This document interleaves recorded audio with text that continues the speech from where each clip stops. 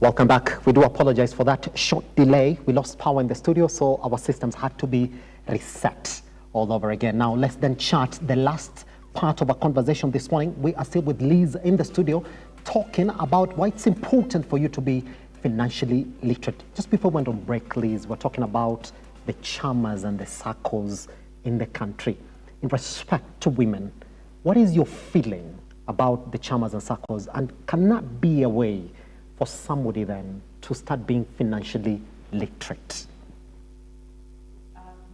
If you look at chamas and SACCOs, they have two things. One is the financial, and so there's the social. Yes. Remember, as we get busy, you tend to forget your social life. So when that is intact, it helps even in terms of scaling to the next level. So definitely it's a nice way to start, and we have seen some of the SACCO or cooperatives or chamas grow to big institutions. Some of them have invested in big businesses. Yes. So definitely it is something someone needs to look at. And as you look at where to invest, the question is what do you want to achieve? There are two things. I'm either getting a good return. So what kind of dividend yield am I getting at the end of the year? And then number two, what is the cost of credit and access to that credit? Those are the main two reasons that you get into the SACCOs. So for the second part, you need to make sure that you are in a SACCO whereby people, because remember of the co-guaranteeship. So you can be able to, I want 100,000. It means that I can get other people to co-guarantee me to get to 100. So when I think about taking loans, and maybe what you had asked about, how do I get out of this credit? If for example, remember a SACCO, and on the other side you have digital loans that are really draining you, there is what is called debt consolidation. What you can actually just do is look at how much you owe, and then take a loan from the SACCO. Reason being, you already know the interest rate that is going to be charged, on average of 10% without a lot of fluctuations. So mentally you are able to plan your life around the 12% as opposed to the 40%. So it is a good way to start. It gives you stability, it gives you structure around which you can actually invest. Yes. Yeah. Pretty much. Let's go into the second part then, because you realize that financial literacy is actually a program the majority of people really do not think about heavily. From where you sit this morning, how long can it take any other lady who's listening to you this morning saying that I want to be financially literate, especially under areas of debt management, budgeting, and financing businesses? How long can it take for somebody to come in and talk to you, Liz, and say, I want to be financially literate in this perspective? How long? So there are two things. Yes. You need to look at getting the information and executing. So, and I'll give you a live example of what we do. So we have come up with just basic, I want to understand basic finances. I want to understand basically how do I increase my income? Yes. Number two, how do I budget for it? Number three, how do I goal set? How do I even decide where I am? And for people who are even employed, how can I increase my value in the office so that I can actually increase my income? Yes. So that takes at least five weeks, and that 5 weeks is a day. You know, you come in for class for 1 day, and in that 1 day, we'll cover one topic. So let's say, for example, it's taking control, because remember, it all starts with the mind. That's it. So the first class is about mindset. How do I make sure that I want to be financially literate? I want to be financially okay. All those things, and then what are the tools that you have that can help you even understand yourself? Yes. Many times we don't even know ourselves. So for example, you don't know that when you are angry with your boss, you go buy something. At times you don't know. But there are tools that can help you realize, oh, okay, me, I'm an impulse spender, so I'm an emotional spender. So we have crafted solutions like those. And then remember, you don't want someone to come to class and then you go, oh, this is how you create a budget.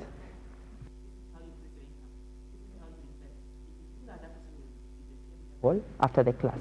So you have to make sure that you're creating tools that are going to be, that they can live with them. So let's create a budget. These are the key things that you need to look at when you're creating a budget. Let's start even by first understanding how you're using your money. Because most of the time we don't even know how we use our money. We have not tracked our expenses. So how do I just analyze a tool that can help me analyze my expenses and say, oh, this is how I am, so that I understand I'm overspending on entertainment. I'm overspending on transport.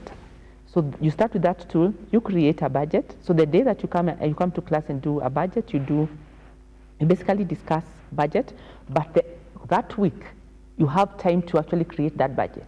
Then we will team you up with a coach, so that when you team up with the coach will help you understand what could be the problem. Yeah. Then you go to investing. Oh, what are the various investment options that we have? One, we have equities, we have collective investment schemes, we have real estate. But remember, let me give an example. Most of us are in real estate, but we are really cash poor, right? If an emergency came, we cannot be able to sell that real estate. So we look at your portfolio and tell you, oh, okay, this is what you need to do. Yes. So the issue is financial literacy is a process that has to be combined with actual execution. So what we have done at Zurich is like, yes, we have a training, and you'll come for 5 weeks. 5 weeks is really to understand the mindset, look at debt to investing. I have a debt situation. How do we prioritize this debt to get out of it? And once you're done with that, we create tools. These tools are accessible to you forever. We are calling them Prosperity Dashboard because they will help you to prosper to the next level. So in those tools, you actually remind you, oh, it's end month. You have not sent your money to the money market fund. It is end month. Your SACCO is it already paid for? Yes. And maybe you have a loan. How are you doing? So you have to create a system. You have to train the person, but you also have to create a system that is going to help them. Because telling people do this without helping them, you are not helping their life. That's it. Yeah. Pretty much.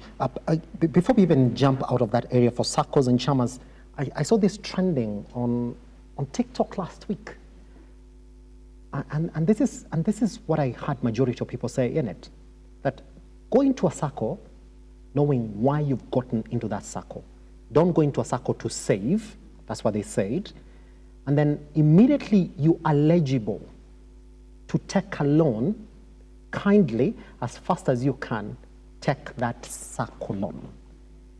That SACCOs might not be saving platforms, that SACCOs should help you get a loan to allow you get that asset that you've been always wanting. And they were saying that should you wait for long, then you're just giving that SACCO your money that won't help you in the long term, because SACCOs are just pegged on their low interest rates on their facilities. Would you concur? Yes, there's a bit of definitely truth in that. Yes. Because it helps you create the capital base. So what you're doing is really create a capital base for that. Yes. And that's it. And the beauty about the SACCO is that the inability to access comparing to the money market fund, whereby I am putting 10,000 here and 10,000. Yeah. The beauty about the SACCO, even if an emergency came, I'll have to wait for 6 months. By 6 months, I'll have to figure it out, right? For me to get. And also like save you from yourself. Yes. Yeah, sort of things. So definitely what that guy is saying is true, because it helps you in terms of that discipline. And the beauty about SACCOs also is that automatic deduction. Yes. You don't have to think about it.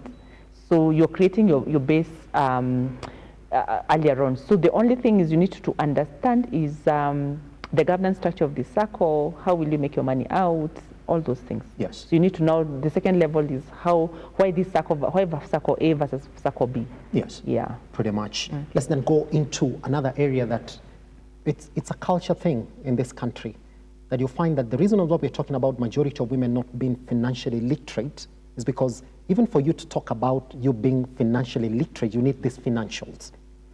But then if you look at our country, women owning assets has not been a thing that we've been well known by, because of majority of the cultures in our communities as being African communities. What would be your advice to women who are listening to you today as regards getting their names in some sort of assets around them? So two things. You have to start with what you have. And most of the banks and most of the financial institutions now, they usually have unsecured facilities. Yes. These unsecured facilities, how do you get to know how much you qualify for? I think it's based on the transactions that you have in your, things like your mobile, things like your bank account. So create a good credit history around yourself, because that will be a fast starting point. So you're saying that that could be a digital asset That's a that digital anybody asset. can carry with themselves today. Yes, Yes. and actually even to even make it better is that the World Bank is doing work on it so that they can actually be able to create a true credit score Yes. that is based on those transactions. Yes. And that is something that you can work with the bank with, and they are able to give you whatever loan you want to do. Yes. That is the easy part, and that is what will help you get now the physical assets. So the other thing is now discipline in investing and saving. So discipline in saving and for investment. So remember, do not put your money where you're earning 3% where you can get 13%. Yes. So that way you create your own asset base. Yes. And then remember, some of these investments that you take, you can actually be able to pledge them. You don't have to have land. I can have maybe, for example, a bond, and I'm able to get a loan against that bond. Yes. So you need to understand that assets are not fixed. We don't have to have land, houses or anything for us to get a mortgage. So I can actually be able to be investing in government securities and get money. So look at my alternatives, understand where I want to go, and then I can be able to create solutions around them. That's it. And the banks and financial institutions are actually readily doing that already. Yes, pretty much. Insurance is also another conversation that you're going to find around financial literacy conversations. But if there's something that as we've not been able to break as a country, is still on insurance. By the way, we've never gone to the double-digit insurance penetration. You'll find that insurances are just rotating around their old customers. Why would I need to think about insurance in my financial literacy journey this morning? I think there's a quote I've put in my book, Thrive, which says, if you're not there to catch it,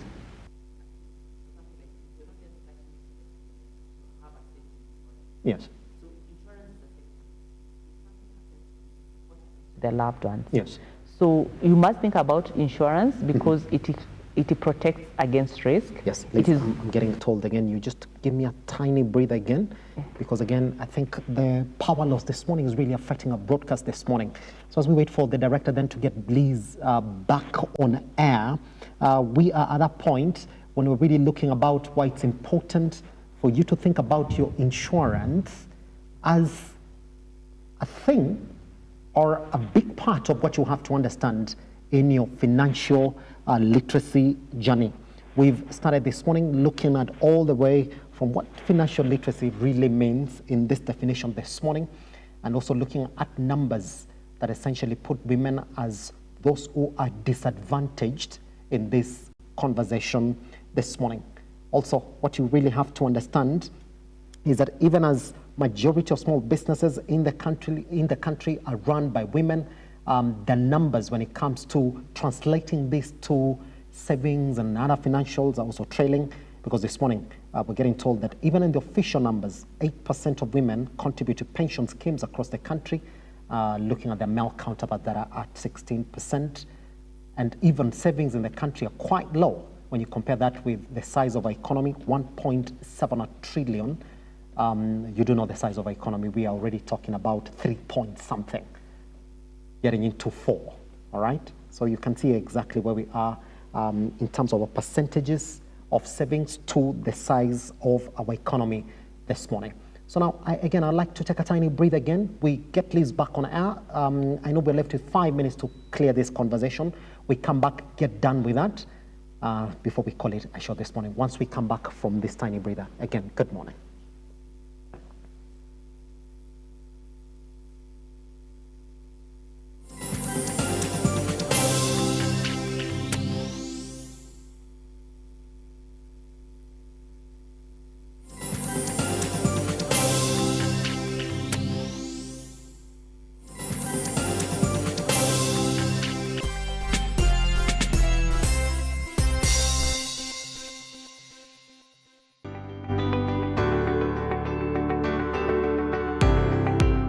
Taarifa zinapochipuka na kutufikia papa hapa kwenye makao makuu ya chumba cha habari cha runinga ya Lookup, kwenye taifa, kwenye serikali, kwenye bunge, tunajitosa hadi kwenye sauti ya wenyeji ili kupata tu maoni ya wenyeji kuhusu masuala haya yanayochipuka. Maana hii kitu inaenda kuumiza Mkenya kwa tax. hakuna kitu tunafurahia. Nothing, absolutely nothing. Sisi tunaumia, si ati tunaumia ile ya kiukweli. Juu maisha ni ngumu.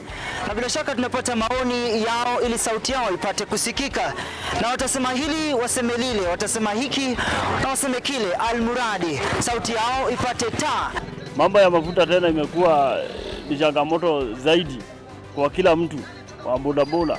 Uchumi ikikuwa stable, tunaamini mambo itakuwa sawa sawa. Kwanza liko na ria wasa wa boda, mama mboga nini. Hawa sasa ndio wamefinywa zaidi mazuri.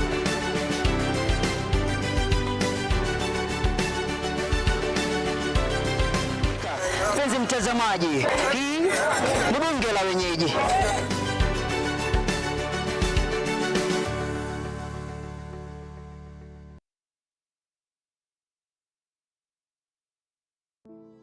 Save a Life is a non-profit organization that has taken the front line in transforming lives in the entire country. So far, we have transformed the life of over 100,000 people through our programs, which include medical support, youth empowerment, street family program, feeding program, and climate change. Join us today as we transform lives. As we always say, service to humanity is service to God. Save a life, transforming lives.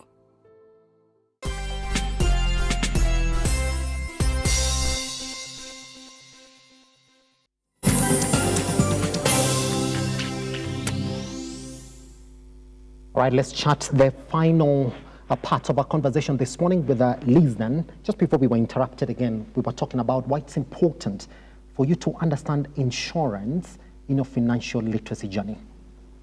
So insurance is important because it's a risk mitigation measure. Yes. So when you're not there, what is going to happen for you, maybe for your kids? Then the other thing is about the business. If something happens to your business, how long will it take you to get back to your feet? So you really need to make sure that at least you're insured so that you can easily be reinstated to where you are. And then the other one that is big is health insurance. You realize that most of families actually thrown out of financial freedom because of health issues. So if one family member gets sick, then there's a problem, either the primary breadwinner or even one of the persons in the family. Yes. So it's always important to make sure that you are covering things that you cannot control. That's why insurance comes in. The other key thing is about wealth transfer. It is one of the easiest way to transfer your wealth to the people that you care for.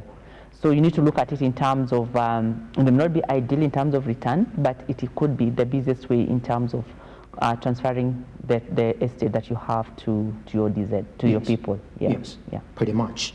Let's talk about another start again, Liz, that in this economy, we haven't seen women-led financial literacy drives or inclusion drives.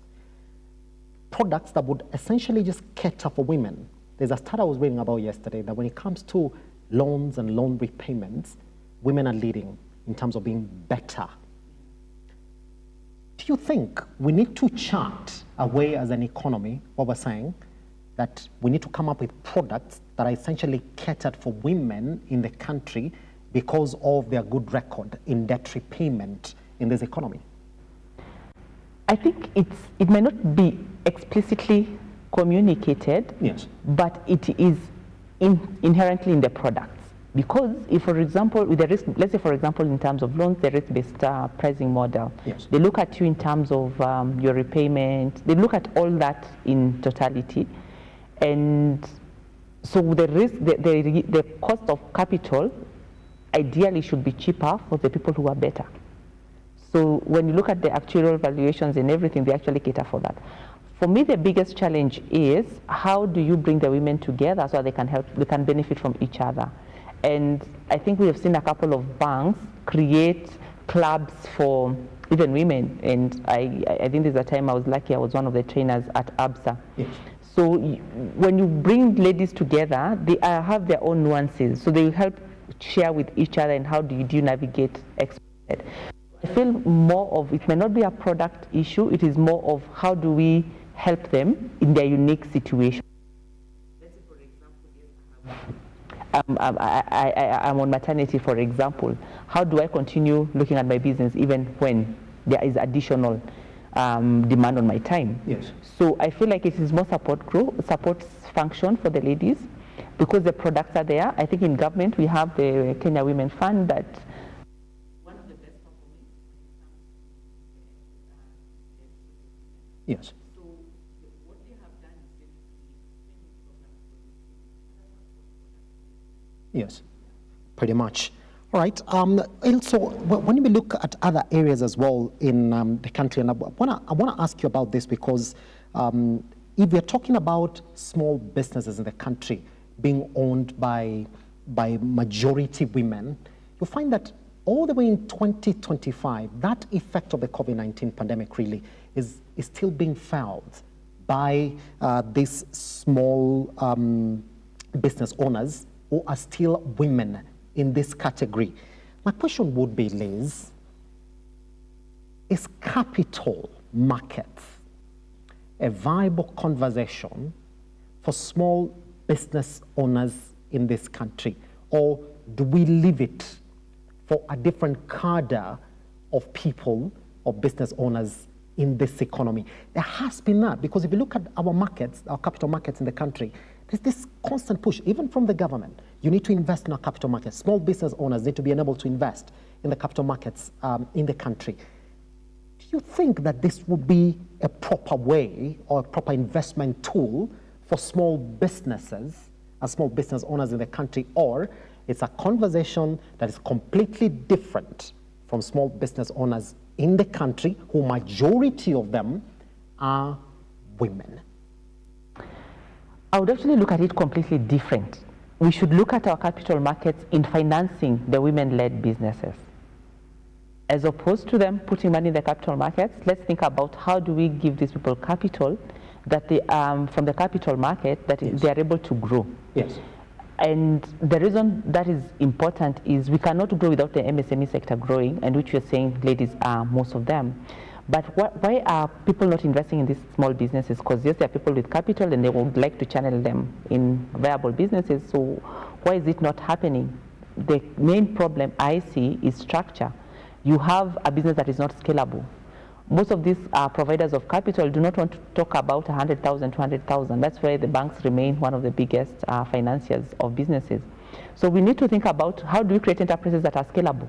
The way to create the enterprises that are scalable is to help train these people and help them create structure. Yes. So what has government done? And I keep talking about government because I've been lucky to have worked with them. There is this institution called Micro Small Enterprises Authority. Their job is to really train, to equip, and they have a lot of donor projects that they run with. The question is, how do we get that help? Yeah, so just knowing that I can get this help for free, Yes. for me to be able to create structures so that capital, when there is available capital, I'll be the initial person to receive it. Yeah, but now, second part to it, instead of the business, maybe my business has scaled, then there are opportunities in the capital markets for me to grow my wealth. So at that particular I will not be looking at it in terms of MSME. I'll be looking at it in terms of Elizabeth, who wants to create wealth sustainably for her generation. So then, any capital that I have saved and Yes. I'm not using it for scale, can I take it to a money market fund? Can I take it to a bond? Can I think about shares? And all those things, because yes, you have to look at it in terms of stages on Yes. where someone is. Pretty much. Yeah. Even as we talk about that, you're going to get this question that investment avenues within a growing economy like ours, there's so many of them. I mean, every day you're going to be met with a lot of investment vehicles. But then it is the advisory standards in this country that are not at par or haven't really been communicated enough for the economy to realize, there are these vehicles and this is exactly how you can get into it. To the point that proper investment vehicles are losing out on investments because investment vehicles in this country, like the money market probably, have been given a bad rap by lack of proper standards within the economy. What are we suffering from? Are we suffering from lack of proper standards? Are we suffering from lack of proper government intervention to get more women to invest in these vehicles? This is controversial, but Yes. this is what I see. Most of the financial advisors, they end up being they come to sell a product. So I'm a financial advisor of, just use Zurich Consulting, Yes. and I'm saying I'm a financial advisor of Zurich Consulting, so I'm selling you Zurich Consulting Money Market Fund. I'm not a financial advisor at that particular point, I'm a sales agent of Zurich. So we have not had true wealth managers who comes in and tells you know what, Simba, this is what it is. Let's look at your life. This is the income that comes in. This is things that you need. You need insurance here. You need money market here. You need a bond here. By the way, you need real estate. If it's financial advisors, maybe I sell land. So I'll always sell you land. Yes. Because that's how I make my commission. So we need to think about it completely different. They are wealth managers. We need to create a whole ecosystem of wealth managers where you walk to me and tell me, okay, these are my problems. How do I fix them? That's it. Yeah, and that I think has been what is lacking. But we have seen a push towards almost like, how do I put it, financial advisors being certified by Institute of Certified Investment Financial Analysts. Yes. So it's not a very old institution, but really gaining traction. And the aim is to really make sure that people are getting true advice. It's not sales pitch. It is really a sales advice that you can, Pretty much. Yeah. Good. Now, two final questions then as we step out of the studio this morning. I know it's a broad question that I'm going to ask you, but I know you have been a big player in this space. You would speak to what we can do to start turning around the fortunes of women's financial status or financial well-being as a country. And here's the question. From where you're seated, what do you think will be the single most impactful reform that we can make as a country that can have instant impact in women's wealth in this country? Education, financial education. Yes. And it is to make sure that they understand what options they have, That's it. but create structure around them. If That's you it. tell someone that this is how to cook and you don't show how instruct them how to make the ingredients, you are not helping that person. So for you, it's going to be just about education. It is education and structure. That's it. Yeah. Final question then, Liz. As a player in this space, are people embracing the need for financial literacy? And somebody told me to ask you this question. Is it time for us to relook our curriculum now that we're talking about competency-based education in this country and say that financial literacy must be a component that learners have to go through before they come out of school? Needs to be. And it is really bringing it to the practical bit, because I think the education system shows you, but it does not bring it to the real life.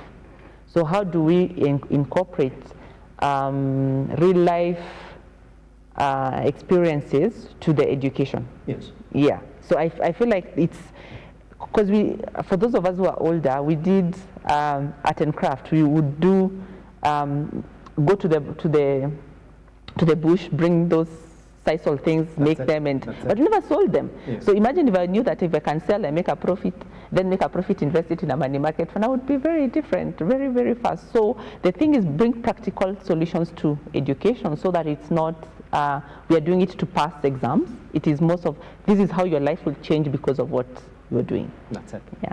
Good. And finally then, for somebody who's listening to you this morning and say that I want to start taking financial literacy classes with Liz, how can they get started today and where?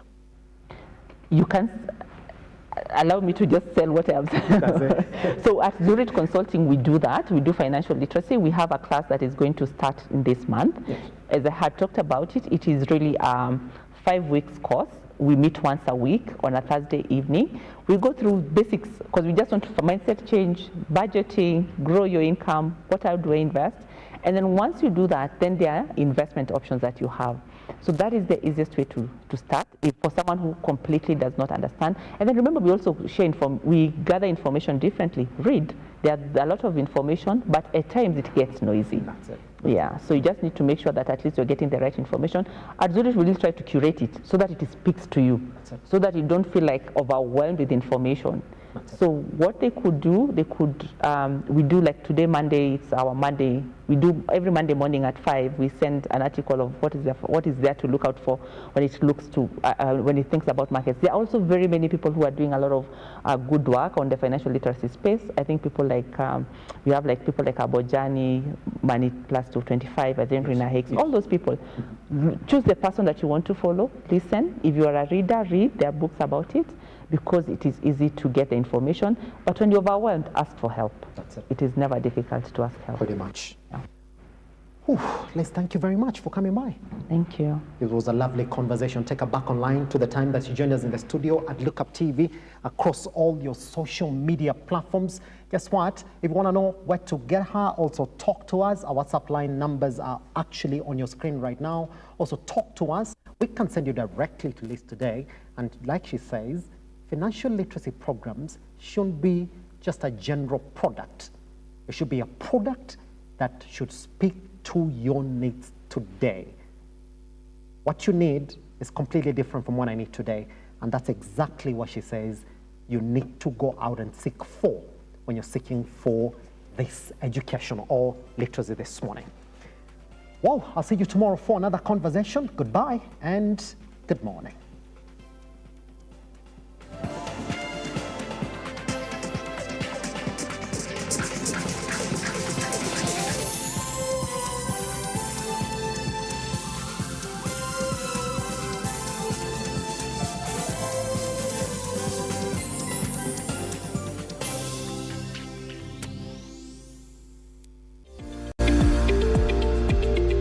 We value your feedback and welcome your